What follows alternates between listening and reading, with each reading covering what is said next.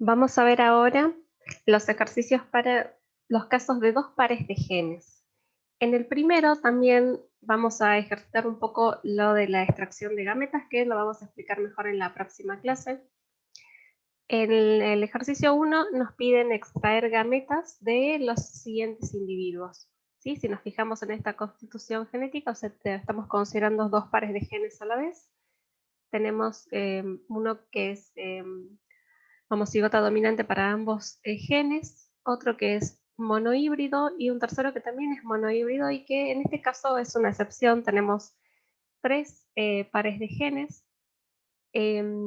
pero fíjense que estos monohíbridos son híbridos, o sea, heterocigotas para un solo de los genes que se consideran. Por ejemplo, este es heterocigota para A y el de abajo es heterocigota para B. Podemos tener otros casos en los que tengamos dihíbridos o dobles heterocigotas. Nos piden obtener las frecuencias genotípicas y fenotípicas de la descendencia de la autofecundación de cada uno de los individuos anteriores. Vamos a ver entonces cómo resolvemos esta clase de problemas. Para dos pares de genes, por ejemplo, para esta clase de individuos y homocigotas dominantes, nosotros tenemos que vamos a seguir más o menos el mismo procedimiento que seguíamos para un par de genes, solo que tenemos que prestar atención a cómo se combinan los genes y qué características fenotípicas nos dan. Por ejemplo, este genotipo que es homocigota dominante para A y homocigota dominante para B, ¿sí? Vamos a suponer que son así como lo estamos viendo, ¿sí? Las letras mayúsculas indican un gen dominante y las minúsculas un gen recesivo. En el caso anterior, cada gameta tenía uno solo de los genes, ¿sí? ¿Por qué? Porque segregaban, se separaban, entonces teníamos un solo gen por cada clase de gametas, ¿sí? Se nos formaban en proporciones iguales las dos clases de gametas.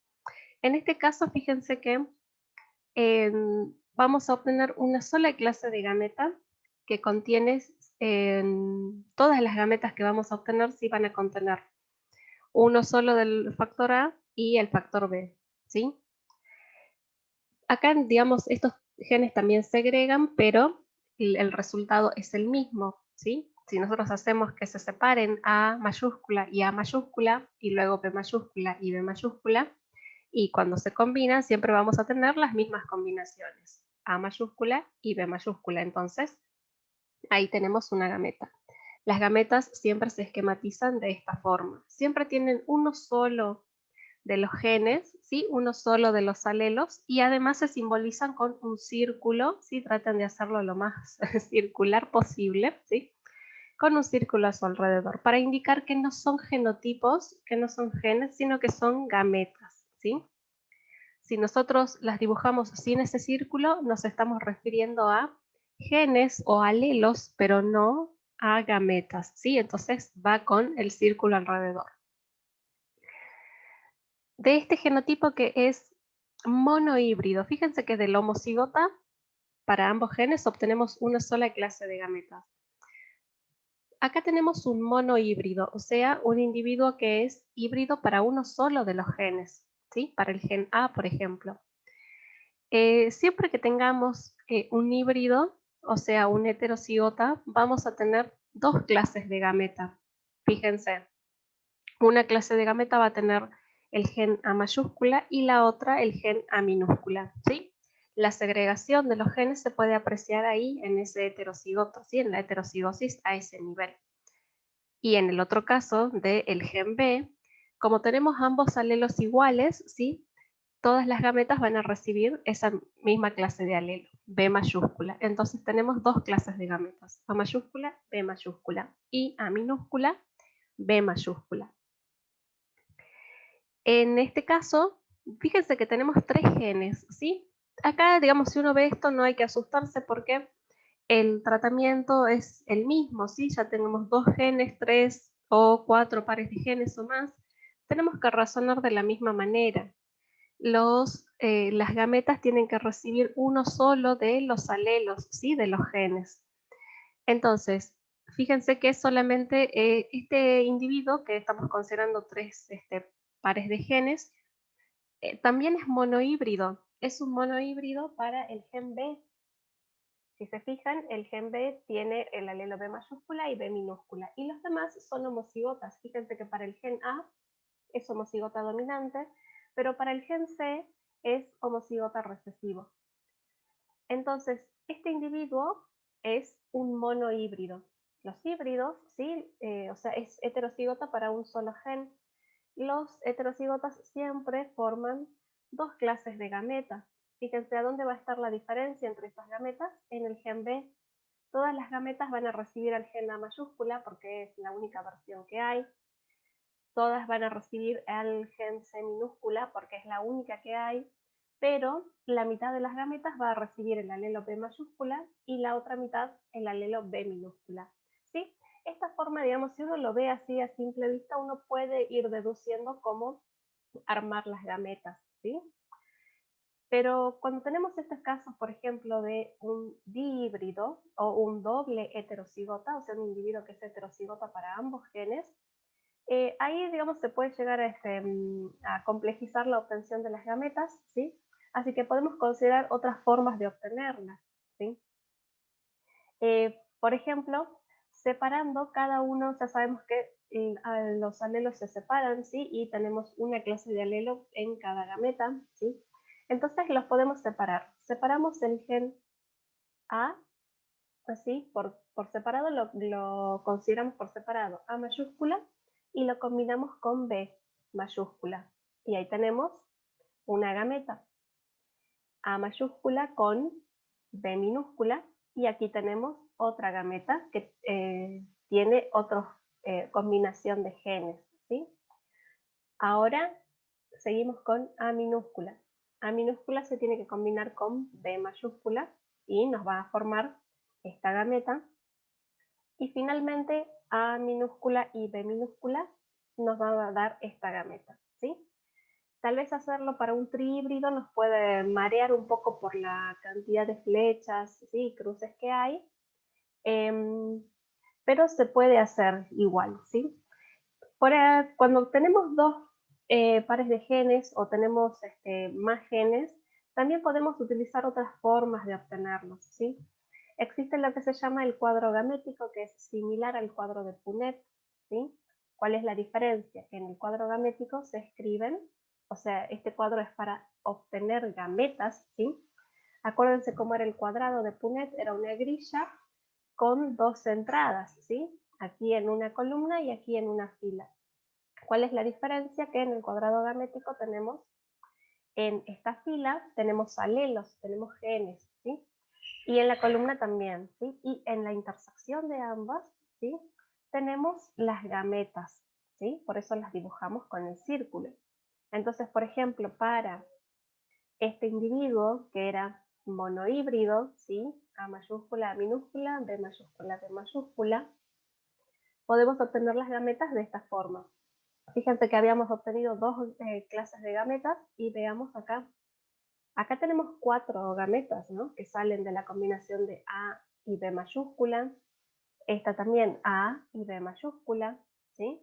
A minúscula, B mayúscula, A minúscula, B mayúscula, ¿sí?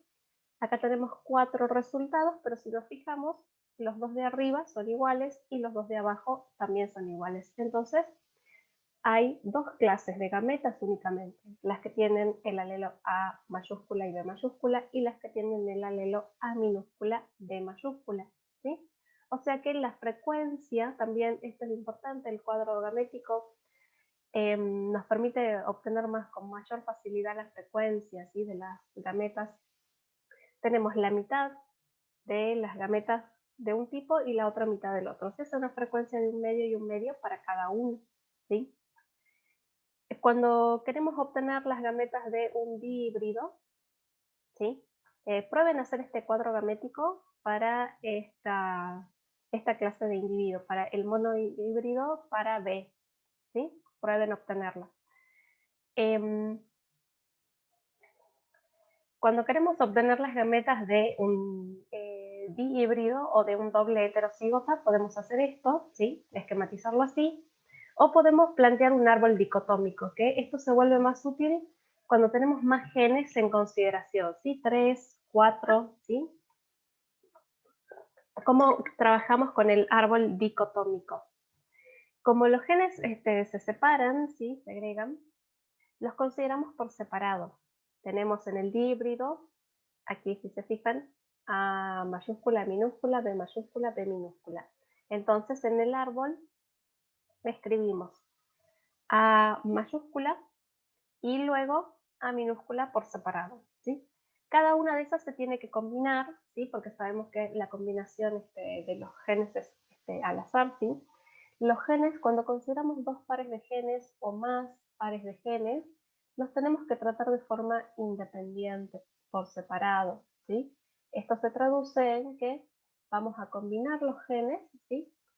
Con cada alelo. Entonces, para combinar los alelos de A con los de B, combinamos primero los de A mayúscula con los de B, B mayúscula y B minúscula. ¿Y qué obtenemos? Entonces, seguimos, digamos, leyendo el árbol A mayúscula, B mayúscula, obtenemos esta gameta, ¿sí? A mayúscula, B minúscula, otra vez, otra gameta. Y ahora combinamos los genes de B con el alelo A minúscula de A, ¿sí? Con B mayúscula y con B minúscula. Para esta combinación, ¿sí? Tenemos A minúscula, B mayúscula y obtenemos esta gameta. A minúscula, B minúscula y tenemos esta gameta. Todas estas gametas tienen, fíjense que son 4 clases diferentes, ¿sí? Y se forman con una frecuencia de 1/4 cada una, ¿sí? ¿De dónde sale esa frecuencia? Son 4 y son diferentes, ¿sí? 1/4 cada una, pero además de multiplicar las probabilidades, ¿sí? Que ya sabemos que si consideramos a los genes por separados, ¿sí? Si consideramos solamente A, la mitad de las gametas tienen, ya sabemos, A y A mayúscula y A minúscula. Si consideramos al gen B, la mitad de las gametas tienen B mayúscula y B minúscula, ¿sí? O sea que cada uno de esos genes, ¿sí? Se separa y tienen una probabilidad asociada o una frecuencia de 1/2 cada uno. Entonces aquí tendríamos 1/2 de A por 1/2 de B, se multiplica, ¿sí? 1/2 por 1/2 y tenemos la frecuencia total, que es 1/4 de AB. De la misma forma, 1/2 de A mayúscula por 1/2 de B minúscula es 1/4 de esta gameta A mayúscula, B minúscula y así sucesivamente, ¿sí? O sea que en el árbol dicotómico se puede apreciar, ¿no? Esto de que los genes se segregan y que se combinan al azar de forma independiente, ¿sí? O sea que primero separamos un par de genes, ¿sí? El gen A, los separamos a estos dos genes y luego los combinamos al azar. ¿Qué quiere decir? Que los tenemos que combinar tanto con el gen B mayúscula como con el B minúscula. Ya obtuvimos los gametos para estos individuos, que era lo que nos pedían. Ahora, ¿qué es lo que tenemos que obtener? ¿Cómo va a ser?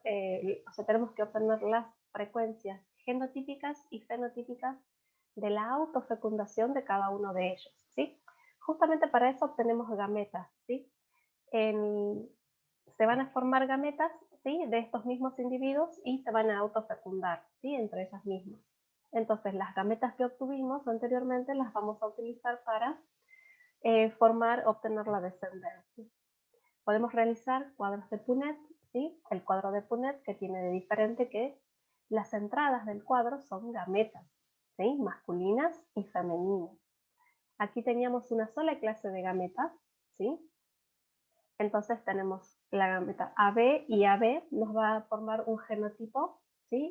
Idéntico al de los parentales, ¿sí? A mayúscula, A mayúscula, B mayúscula, B mayúscula, ¿sí?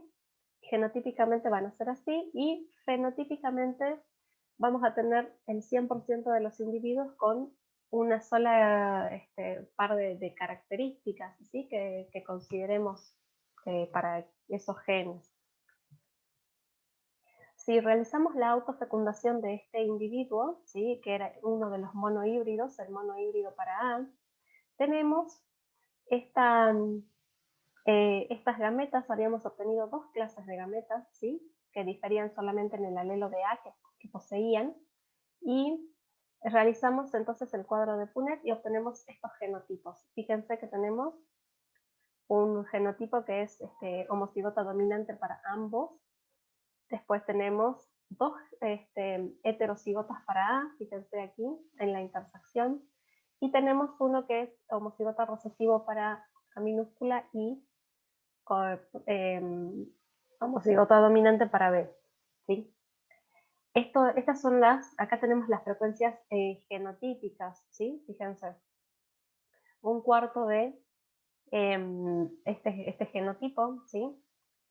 Un medio de heterocigotas para A, fíjense, y un cuarto de los homocigotas recesivos para A, ¿sí? Para B no hay cambios porque tenemos una sola clase de un solo tipo de alelo, ¿sí? Que es el B mayúscula. Entonces, si consideramos dominancia y recesividad, ¿sí? Si consideramos el carácter que puede estar codificado que puede estar determinado por B, ¿sí? Toda esta descendencia fenotípicamente va a ser igual, ¿sí? Si consideramos el carácter de B. Pero si consideramos el de A, vamos a tener aquí 3/4, ¿sí? De organismos con fenotipo dominante y uno con fenotipo recesivo, ¿sí? Que en realidad serían, 1, 2, 3, serían 2/3 y 1/3, porque son 3 fenotipos, ¿sí? 2/3 dominante, 1/3 recesivo. Ahí sí está bien. Ahora, para el monohíbrido de B, teníamos dos clases de gametas que solamente diferían en el alelo B, ¿sí? Una B mayúscula y el otro B minúscula. Las cruzamos, ¿sí? En el cuadrado de Punnett y obtenemos los genotipos, ¿sí?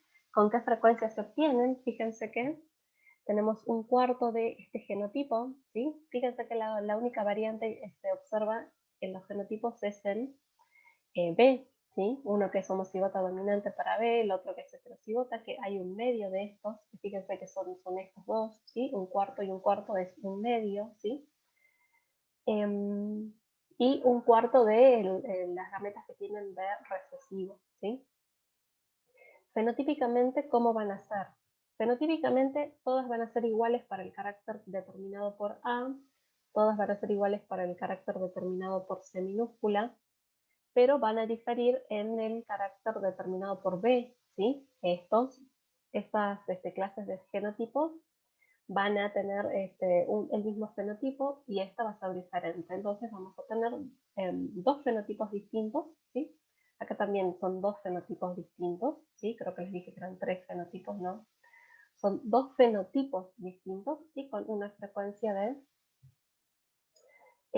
aquí seguramente es mayor, ¿sí? Sí, 2/3, 1/3, ¿sí? Esas serían las frecuencias, fenotipos, ¿sí? Son dos fenotipos y con esas frecuencias.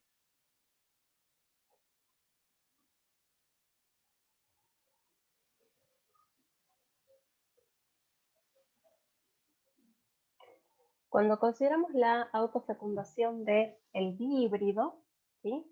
Nosotros habíamos obtenido 4 clases de gametas.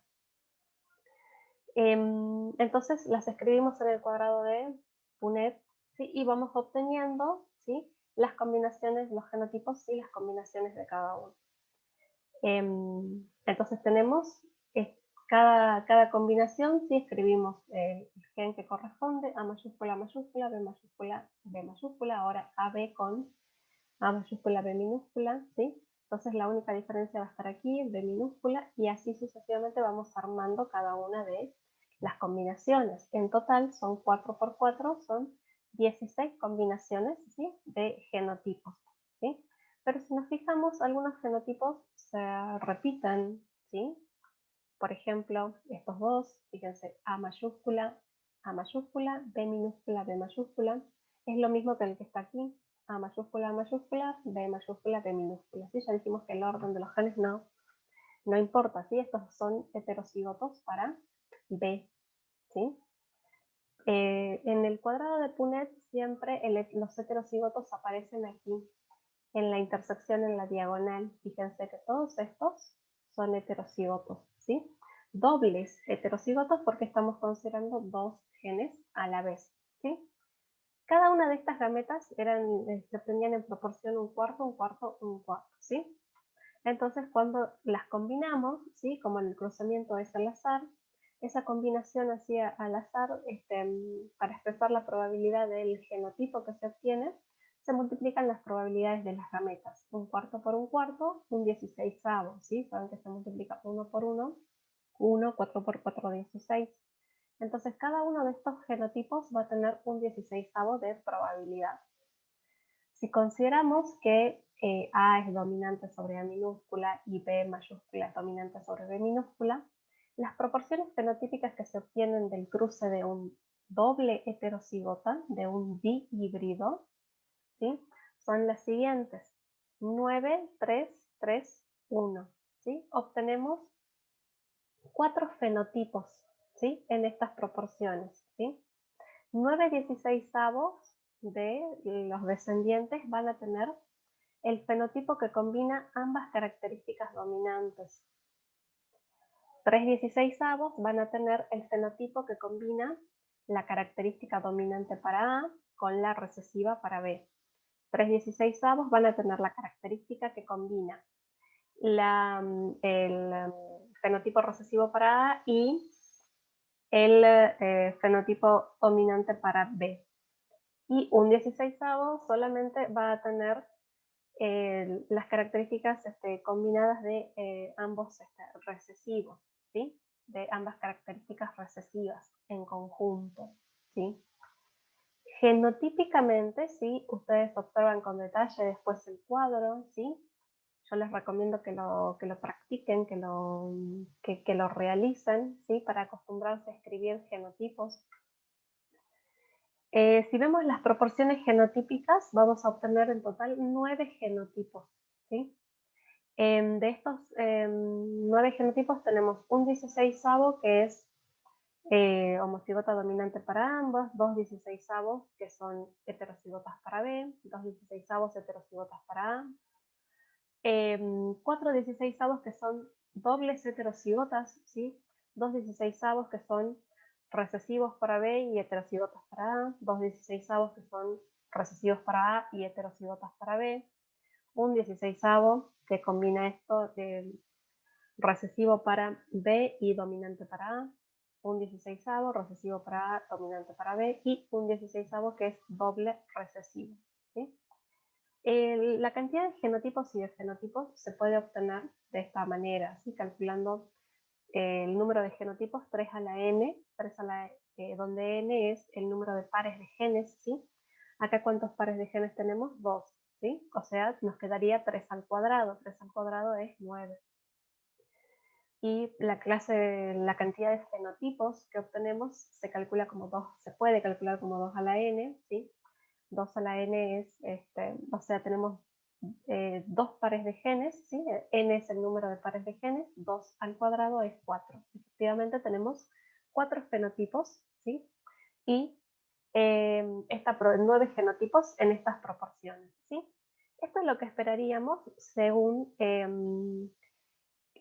la segunda ley de Mendel de transmisión independiente, ¿sí? Fenotípicamente siempre tenemos que obtener 4 fenotipos con estas proporciones.